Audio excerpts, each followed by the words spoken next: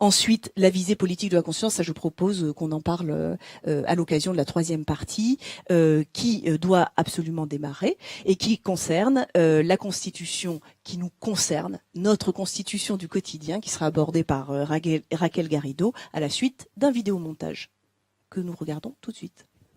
La France est une nation universaliste, elle n'a rien à faire dans l'alliance politique qui a survécu à la fin du monde de Yalta, qui est l'OTAN. Et je voudrais tout de suite commencer par briser le cercle de ces mots qui enferment la pensée et empêchent de bien réfléchir aux défis qui sont devant nous. Pour moi, il y a un droit fondamental. Quand une entreprise est mise en vente, il y a un droit de préemption pour les travailleurs s'ils veulent en prendre la propriété sous la forme d'une coopérative.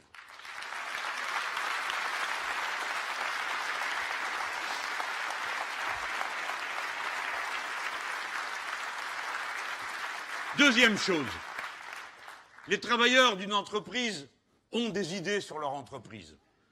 Ces droits nouveaux des travailleurs, les droits de veto, le droit de préemption sur la propriété du capital à la portée des travailleurs qui se constitueraient en coopérative ouvrière, le droit de réquisition par la patrie lorsqu'un bien est réputé commun.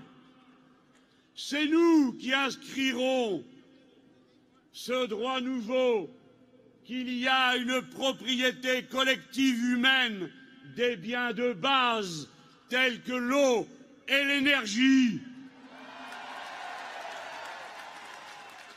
C'est nous qui donnerons toute sa place à la dignité de l'amour humain en étendant à tous les couples les droits qui s'attachent aujourd'hui aux couples hétérosexuels.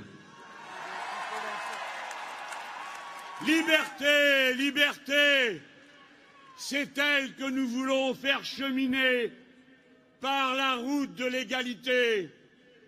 Liberté, il faut que les droits fondamentaux de la personne humaine entrent dans cette Constitution. Et le premier d'entre tous, le droit de disposer de soi sans entrave aucune. C'est nous qui mettrons pour que plus personne ne soit tenté d'y toucher quand les menaces s'accumulent, comme nous le voyons en ce moment. C'est nous qui mettrons dans notre Constitution le droit à l'avortement qui reconnaît à chacune le droit de disposer d'elle-même, son corps n'étant la propriété de personne.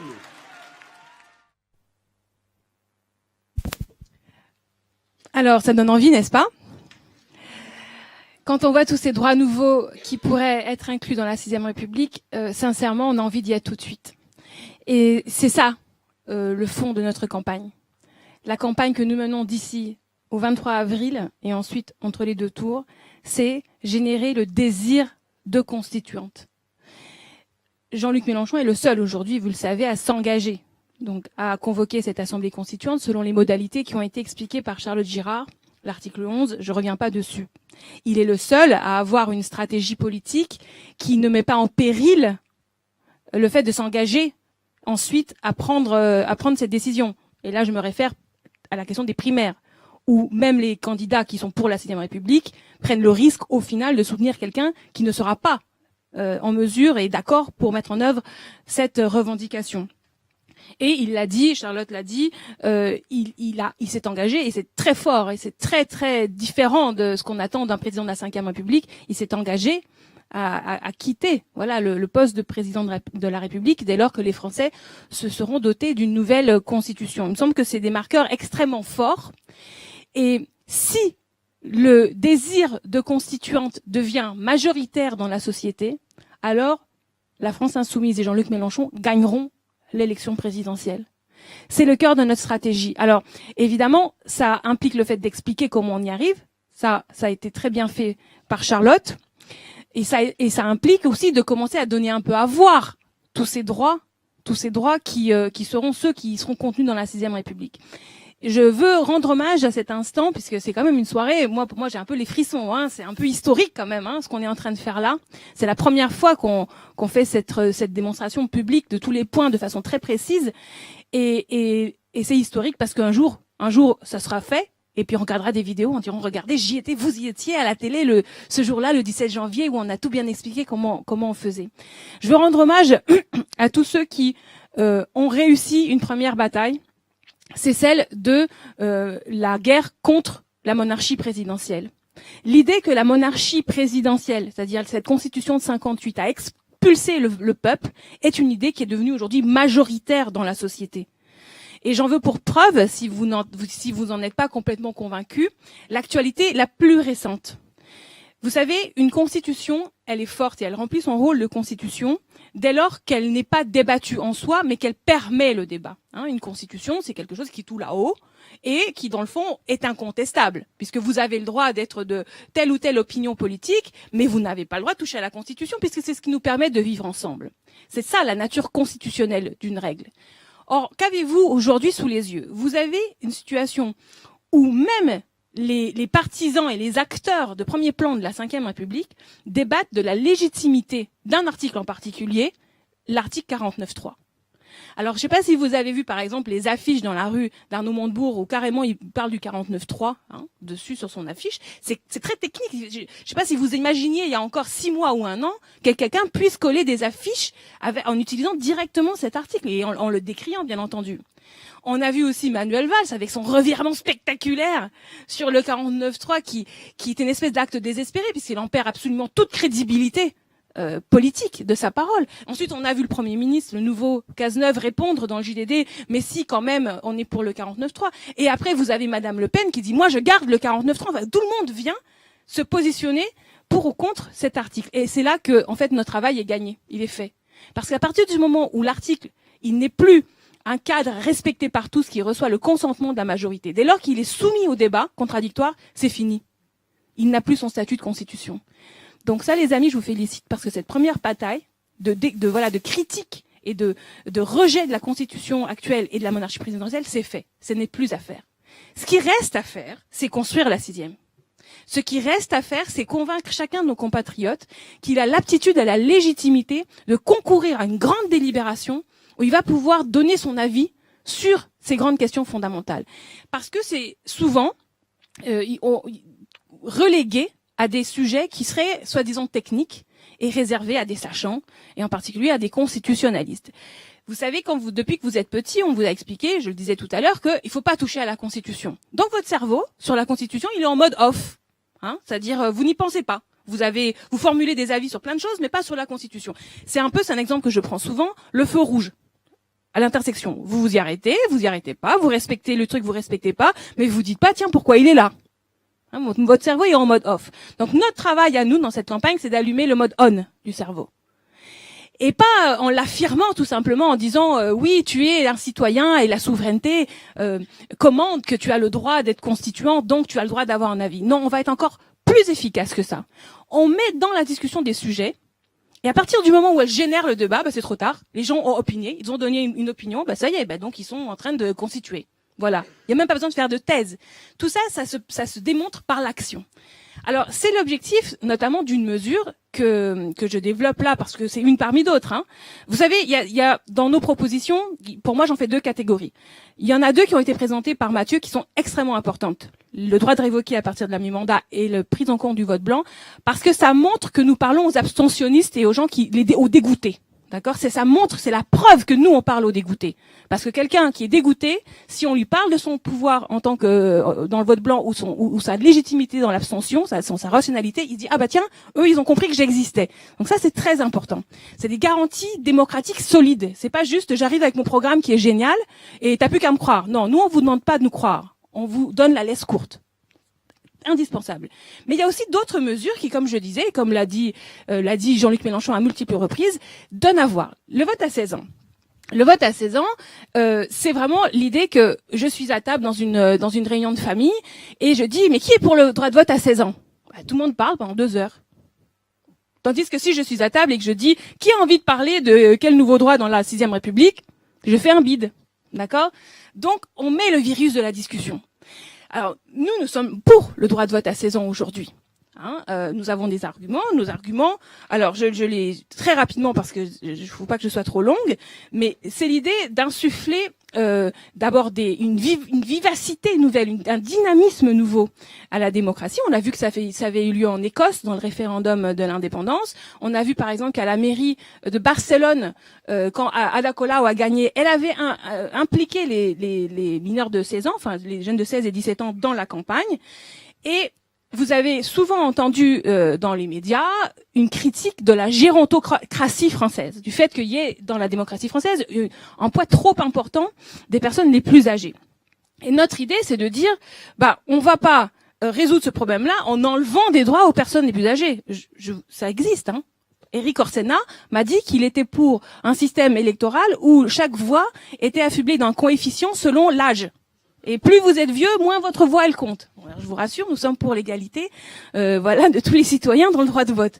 Mais nous voulons du coup quand même traiter ces sujets en élargissant le domaine des droits et donc en donnant aux jeunes ce pouvoir nouveau et montrer bien que c'est ça la 6e République. C'est élargir des droits. C'est une vivacité nouvelle, c'est un souffle nouveau.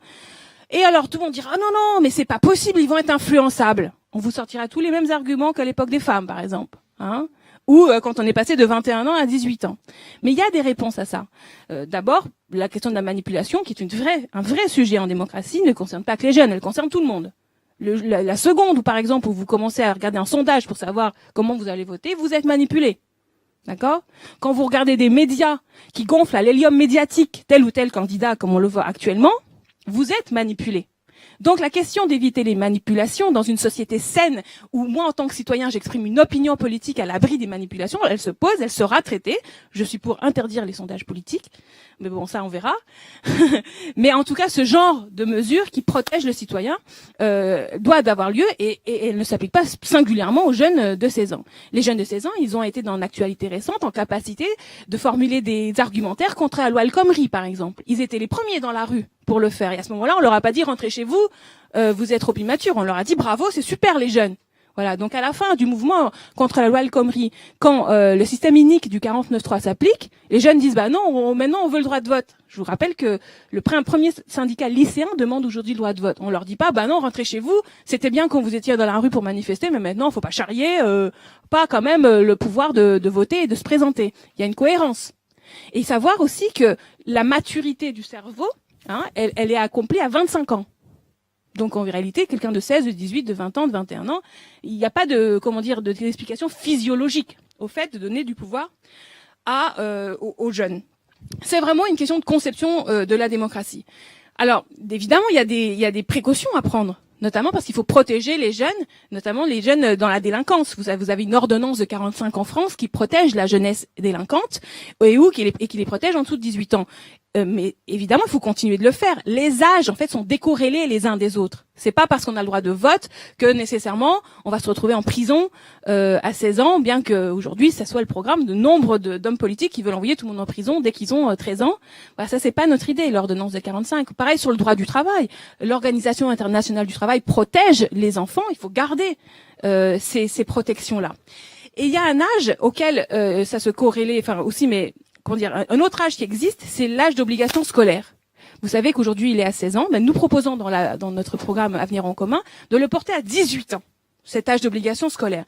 Et il nous semble qu'il y a une dynamique très vertueuse de se retrouver à l'école, sous main d'école, alors qu'on a 16 et 17 ans, et qu'on a déjà le droit de vote. Parce que là, l'école peut jouer à plein son rôle d'éducation civique et de constitution du citoyen futur et actuel, au-delà de la logique libérale actuelle qui voudrait qu'en gros, ces dernières années-là, elles soient simplement consacrées à l'insertion dans le marché du travail. Aujourd'hui, l'idée, c'est de revenir, si vous avez à la fois le droit de vote à 16 ans et l'âge scolaire à 18 ans, vous changez en fait la philosophie même de l'éducation et de l'idée qu'elle doit fabriquer des nouveaux citoyens. Voilà pour les arguments. Et effectivement, je pense que lors de la campagne, l'idée, là, maintenant, nous sommes en campagne présidentielle, donc nous mettons des choses en discussion. Si notre désir de constituante devient majoritaire, nous gagnerons l'élection présidentielle. Il y aura alors une campagne pour oui ou non la Constitution. Charles Girard en a donné les délais. Vous avez encore 2 mois de discussion, là encore, où on met des choses en délibération. Et ensuite, vous avez une campagne de 2 mois pour désigner des constituants, ceux qui ne seront pas tirés au sort. Donc encore, vous parlez de Constitution et du contenu. Et ensuite, vous avez 1 an de travail sur la Constituante. Donc tous ces débats, ils seront mis sur la table. Et puis peut-être quelqu'un dira 15 ans, peut-être que quelqu'un dira 17 ans, puis finalement peut-être que l'Assemblée constituante dira bon bah c'est 17 ans. Je sais pas. Hein. Mais l'idée, c'est que d'ores et déjà, nous montrons que nous sommes dans cet élargissement des droits et la conquête de nouveaux droits dans le cadre de cette 6e République. J'ajoute pour dernier argument que ce droit existe dans d'autres pays, et dans d'autres pays, notamment en Amérique latine, mais pas seulement. Alors, quand vous allez mener campagne, et là, c'est très important. Ce que je disais tout à l'heure, c'est que chaque citoyen qui tombe entre les mains de la France insoumise et de ses groupes d'appui doit vivre dans sa chair qu'il est capable de formuler une opinion sur une question constitutionnelle. Donc, c'est impératif que lorsque nous organisons des réunions, le format permette à chaque personne de prendre la parole. Notre projet de constituante et de 6e République, elle implique de arrêter avec un certain nombre de traditions un peu classiques et faciles de formats de réunions de magistère où il y en a voilà une qui parle ou un qui parle et les autres écoutent. Sur la thématique de la 6e République, c'est très important qu'il n'y ait pas des sachants et des gens passifs. Personne ne doit être passif. Tout le monde doit pouvoir parler. Donc, par exemple, vous faites un atelier. Faut-il le droit de vote à 16 ans? Faut-il le droit de révoquer les élus à partir de la mi-mandat? Faut-il le vote blanc, le vote obligatoire? Quelles mesures de nouveaux pouvoirs dans l'entreprise pour préserver l'écosystème? Sujet qui est en plein dans le cœur aussi de la 6e République. Et la règle verte, par exemple, faut-il une règle verte? L'idée, c'est que il n'y a pas de sujet qui échappe à la Constitution. Et dans notre programme, les engagements que nous prenons sur le terrain de la redistribution des richesses et de la justice sociale et sur le terrain de la préservation de l'écosystème ne pourront pas être réalisés si nous ne prenons pas le pouvoir réel au plan politique et démocratique. Et qu'en même temps, quand nous ferons cette 6e République, nous résoudrons enfin ces grands enjeux sociaux et environnementaux. La raison pour laquelle aujourd'hui la société est si injuste et si dommageable pour l'écosystème, c'est parce que les mauvaises décisions sont prises par les mauvaises personnes. Donc, faut-il le droit de préemption, par exemple, dans l'entreprise pour les salariés sous forme de coopérative? Oui. Et quelqu'un posait la question de savoir tout à l'heure la visée du coup de cette 6e République. Ben c'est ça, c'est tout ça la visée. Et il faut être là-dessus assez. Va falloir oser. Quand on dit que les travailleurs doivent avoir un droit de préemption sur leur propre outil de travail, là vous remettez en cause quand même 2 siècles de conception sacrée de la propriété privée et du droit despotique du propriétaire du capital sur sa propre entreprise. Donc, à un moment donné, s'il y a un déséquilibre de pouvoir entre le droit de la propriété d'une part et le droit de préemption du salarié sur son outil de travail dans la forme d'une coopérative, c'est des questions qui doivent être tranchées dans la Constitution. Parce que si vous gardez une constitution où la propriété privée est sacrée, mais que vous ne parlez pas de ce droit de préemption, et ben à chaque fois vous allez vous retrouver avec un problème de hiérarchie des normes et on vous dira mais non ça c'est pas possible madame, ça c'est pas possible messieurs dames parce que vous comprenez vous pouvez pas atteindre comme ça au droit de la propriété. Il va falloir avoir une définition de la propriété privée que nous protégeons certes, mais qui est soumise à l'intérêt général et à la fonction normale des biens. Un logement par exemple c'est fait pour loger les gens, voilà. Et si l'usage despotique du pouvoir de propriété sur un bien empêche de loger des gens, bah dans ce cas-là, ça veut dire que il faut un système qui aménage ces propriétés de cette façon à ce qu'on puisse loger les gens. Voilà. Est-ce que j'ai oublié quelque chose? Il me semble que je fais ma Jean-Luc Mélenchon. Elle est où ma petite fiche? Alors, c'est là. Voilà. Dans cette campagne, vous l'avez vu, Jean-Luc il met des sujets souvent dans les réunions. Et on a mis un extrait là des vœux du 5 janvier sur la paix. Pourquoi? Parce que typiquement, ça donne lieu à la rédaction d'un article de la Constitution. La France est une nation universaliste. Elle postule la paix pour elle-même et les autres nations. Cet article n'existe pas dans la Constitution actuelle. D'accord? Le fait que nous soyons universalistes, que nous postulions la paix pour nous et les autres, il faut l'écrire. Et ainsi de suite. Donc, il va falloir prendre notre stylo, être créatif, et à partir de là, par capillarité, amener les Français dans cette très très très très grande et ample discussion, très créative, très engageante, qui au final, par la victoire en avril et en mai, se transformera en réalité de la nouvelle Constitution. Alors là, voilà, nous avons une série de questions. On commence. Je te laisse lire les questions, hein? Alors, oui, d'accord. Ou tu veux que je te les... Allez, je vais les lire. Je fais l'animatrice. Moi, je fais mon animatrice.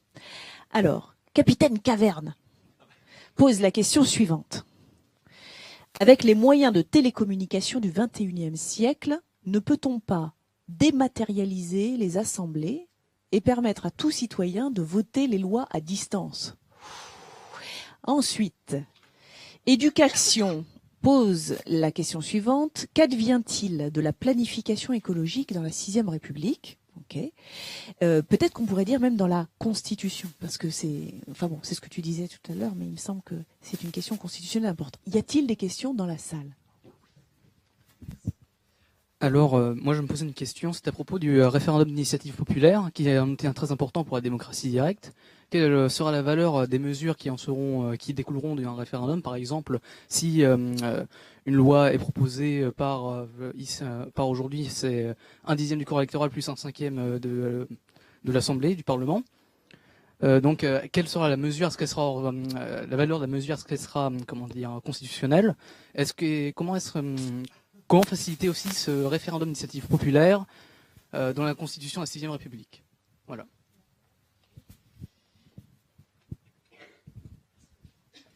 Bonsoir. Donc je voulais vous dire que moi, à titre personnel, je suis totalement d'accord avec tout ce qui vient d'être dit. Mais est-ce que vous ne pensez pas qu'il y a un très grand nombre de gens qui peuvent être pour la 6e République, mais contre le droit de vote à 16 ans, contre le droit de préemption, et que du coup, le fait de donner une coloration politique trop marquée à notre projet, ça risque de faire que beaucoup de gens se détournent de la candidature de Jean-Luc Mélenchon, et qu'au final, on fait passer au second plan, peut-être, la belle idée de la Constituante, qui est de se refonder ensemble en tant que peuple, en fait.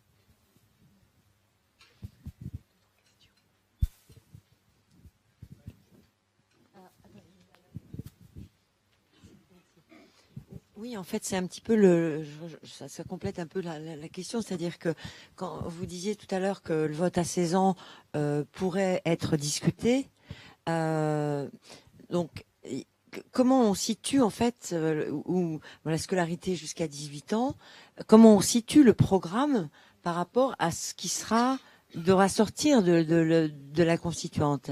C'est-à-dire qu'effectivement, dans le programme, il y a le vote à 16 ans, mais si on dit aux gens, vous allez participer à une constituante, et comme disait la personne précédente, et que les gens sont contre, va se passer quoi?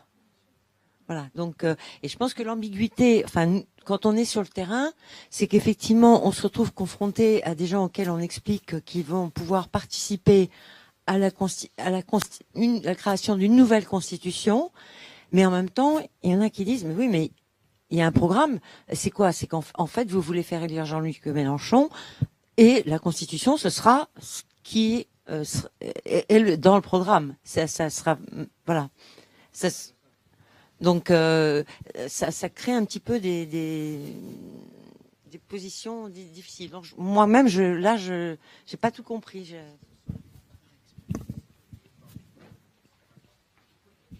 Oui, ma question va également un petit peu dans le sens des intervenants précédents. C'est surtout à propos du droit de préemption. Alors, vous avez parlé, disons, de la propriété privée. C'est pas simplement, disons, de la Constitution, mais je pense que c'est également dans la Déclaration des droits de l'homme. Je vois de grandes difficultés au niveau juridique pour, disons, imposer un quelconque droit de préemption. Ça me paraît, disons, être plus dans le droit du travail ou dans des lois, disons, qui sont liées au travail que dans une constitution. Et je crois que là, effectivement, si on charge trop, disons, a priori, dans le projet de Jean-Luc Mélenchon, des projets de ce type, on risque d'avoir tout à fait l'effet inverse, c'est-à-dire que des gens qui seront contre une idée, ça peut être le vote à 16 ans ou le droit de préemption, rejettent complètement cette idée d'une constituante. Peut-être qu'il ne faut pas trop en mettre au départ pour laisser justement la possibilité qu'elle se crée, et ensuite on verra, on débattra et on verra ce qu'on peut y mettre. Mais si on va trop loin, disons, dans les propositions au niveau du détail, je pense que ça peut poser un problème. Une dernière. Non ? Monsieur ?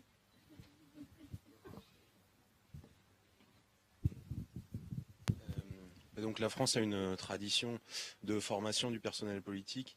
Beaucoup de gens dont la profession c'est la politique. Et quelle va être, à votre avis, leur capacité de blocage sur le projet, puisque vous proposez en effet secondaire la déprofessionnalisation de la politique. Donc, est-ce que vous allez, je sais pas, utiliser le 49.3 pour imposer votre projet ? Très bien. Allez, on y va. Alors, première question sur l'utilisation du numérique, c'est ça, dans les modalités de délibération et dans la nouvelle démocratie, c'est ça ? Moyen de télécommunication du 21e. Voilà. C'est Pour dématérialiser les assemblées. Voilà.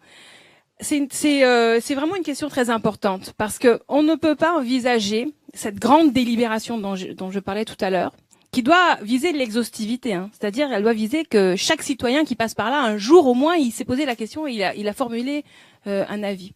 Donc on peut pas se poser cette question-là, on peut pas avoir ça comme objectif avec seulement des cadres classiques de réunions présentielles.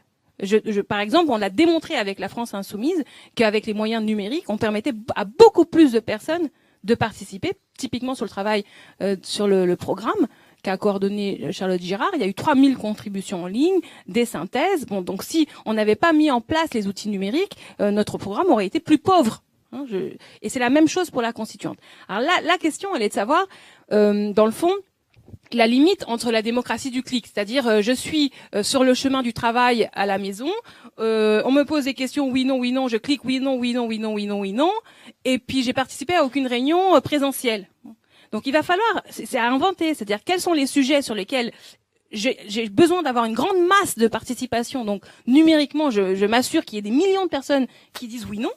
Et puis quels sont les sujets sur lesquels j'ai besoin d'une qualité de délibération telle qu'il faut du présentiel. D'accord ? Et il y a aussi l'entre-deux, c'est-à-dire des applications qui permettent à 1000 personnes d'être en train de discuter et où un algorithme, il va sélectionner la phrase la plus utilisée ou la plus concentrée, ce qui fait que moi, je vais recevoir 10 messages et pas 1000. D'accord ? Et quand moi, je vais écrire aussi une phrase, il y a des techniques pour ça. En tout cas, nous devons utiliser à plein les nouvelles technologies pour s'assurer que notre objectif, c'est-à-dire la technique, ça c'est l'intendance. L'objectif, c'est l'exhaustivité de la délibération. Nous utiliserons les moyens techniques, classiques, tout ce qui est à disposition pour que chaque personne puisse venir dans la grande délibération. Alors, sur la question de la planification écologique dans la 6e République, bon, j'en ai déjà touché un mot sur l'importance de cet objectif de préservation de l'écosystème. On a beaucoup parlé de la règle verte comme mesure constitutionnelle, donc cette idée que nous ne prélèverons pas plus dans la nature que ce que la nature produit en une année. Mais plus globalement, je renvoie à une proposition dans le programme qui est cette chambre. C'est ce nouveau Sénat, d'accord, l'abolition du Sénat et le remplacement par une nouvelle chambre qui est en gros la chambre de la règle verte et du temps long. C'est-à-dire, il va falloir que les activités humaines, économiques, la production législative soient passées au crible de la préservation de l'écosystème, et il nous faut une chambre qui soit consacrée à ça, qui est comme fonction dans la société de pouvoir veiller à ce critère-là en permanence. Donc il me semble que l'objectif de planification écologique, il est tellement important qu'en fait il justifie la création en soi d'une chambre du temps long et de la préservation de l'écosystème, ce qui modifie fondamentalement la dynamique de fabrication des lois et de réglementation des activités humaines. Alors, autre question. Elles étaient où les autres questions ? Sur la stratégie et notamment la question, est-ce qu'on s'avance Oui. trop dans la Oui. 6e République ou est-ce que Oui. on en reste à proposer la constituante en laissant ensuite le débat se faire sur le fond de la 6e ? Oui. On aurait pu... Non, j'ai compris. J'ai compris. On aurait pu imaginer une campagne présidentielle où Jean-Luc Mélenchon, il a un programme avec un chapitre qui est la constituante. Et il dit tout le reste, Une fois que vous avez le pouvoir, les Français, bah vous débrouillez et vous le ferez. Et la décision a été prise de ne pas assécher à ce point le programme, parce qu'en même temps, c'est pas pour rien qu'on veut reprendre le pouvoir. Si on veut reprendre le pouvoir, c'est bien parce qu'il y a un problème de captation du pouvoir, des richesses par certains. Et c'est bien parce qu'il y a un régime oligarchique que nous voulons abolir. Ce que nous voulons abolir, c'est pas juste un système où il y a le 49.3 et trop de pouvoir pour le président. Tout ça, c'est pas des débats théoriques de constitutionnalistes. Le pouvoir est capté par une oligarchie politico-financière qui capte les richesses et détruit la planète.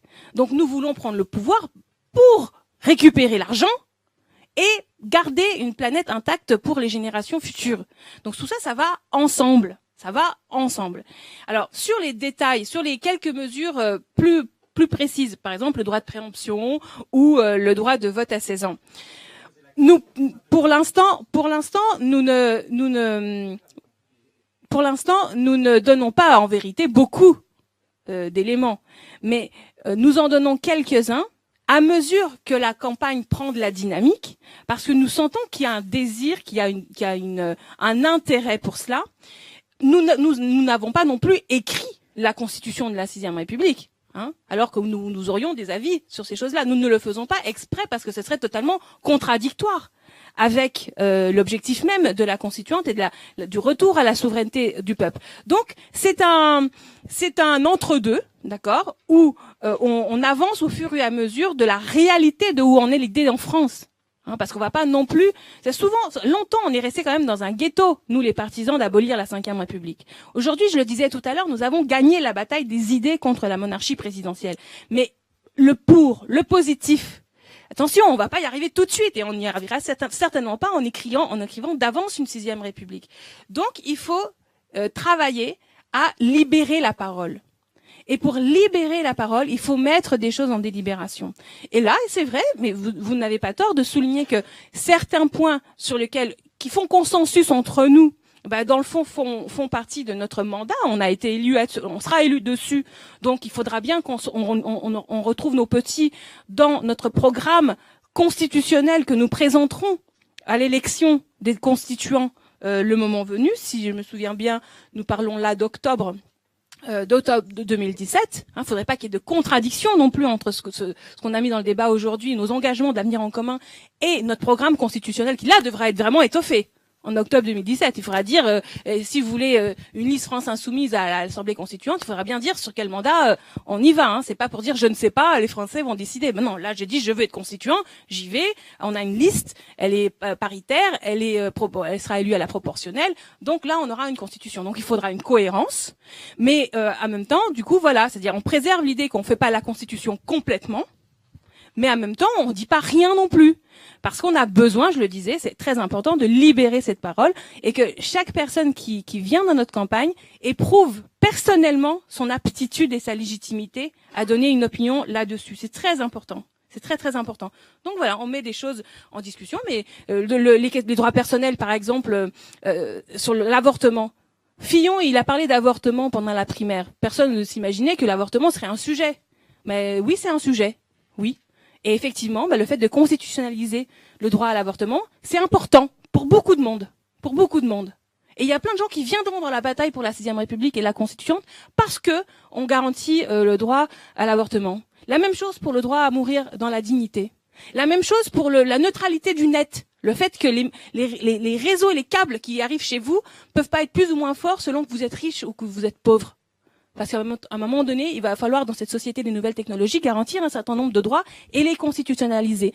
Et ainsi de suite. C'est-à-dire que si vous avez des secteurs de la population qui, en fonction de leurs préoccupations, comprennent l'enjeu constitutionnel, alors nous fabriquons ce désir de constituante et nous sortons d'un espèce de blabla gesticulant qui est la caractéristique de toutes les autres candidatures. C'est open bar des promesses. Open bar, une candidature, une campagne. Et les gens le savent, ils sont chez eux devant la télé et ils écoutent les gens. Un jour, je suis contre le paragraphe 9.3, je suis pour, voilà, plus de chômage demain matin. Bon. Donc ils se disent mais ces gens me prennent pour des idiots. Et nous sommes les seuls à le dire. Mais attendez, on a un bon programme, un excellent programme. Mais surtout, vous garderez le pouvoir. Voilà, vous aurez la garantie qu'on le met en œuvre. Et c'est pour ça qu'on a besoin, voilà, de mettre des choses dans le sujet, tout de suite donner à voir ce pouvoir populaire, comment il peut changer le quotidien. Il n'y a pas d'un côté la Constitution, de l'autre côté le quotidien. Le quotidien, c'est-à-dire mon droit à la dignité, à ne pas devoir travailler, vivre pour travailler, mais plutôt travailler pour vivre, quoi. Hein. L'idée de pouvoir être heureux, tout simplement, ben ça passe par le fait de récupérer ce pouvoir politique et de donner une hiérarchie, dans la hiérarchie des normes, voilà, à un certain nombre de principes, une position dominante qui ne pourront plus jamais être compromises par des manœuvres d'une certaine oligarchie et d'intérêts particuliers.